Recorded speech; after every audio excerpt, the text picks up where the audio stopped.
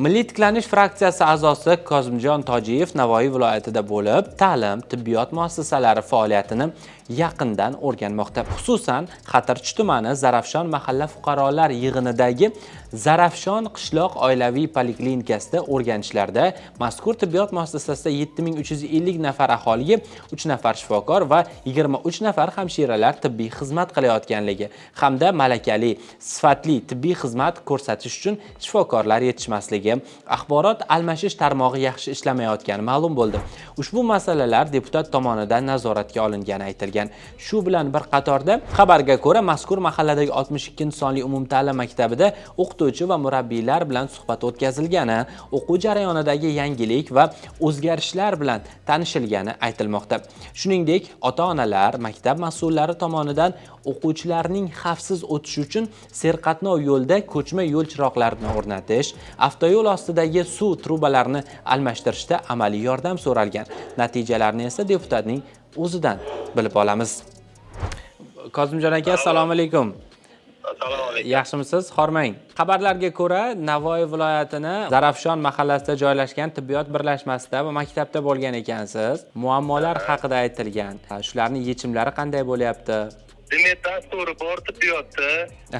O'sha demak dasturi elektron tibbiyotni shakllantirish masalalari, o'shanda ozgina o'sha internet bilan bog'liq masalalar bor. Aholini ro'yxatga olish, ularni elektron navbatini tashkil qilish, mana shu masalalar bor. Endi qolgan masala ko'rsatilayotgan tibbiy xizmatdan aholi rozi. Endi masalan Sog'liqni saqlash vazirligiga tegishli, buni ham bir gaplashib ko'rdik. Sog'liqni saqlash vazirligi hozir telekom kompaniyasi bilan shartnoma tuzganmiz deyapti. Demak, ular abonent sifatida tuman, shahar, o'sha viloyat telekom korxonalariga bog'lab qo'yadi hammasini. Demak, ular har qanday nosozlikni bartaraf etadi.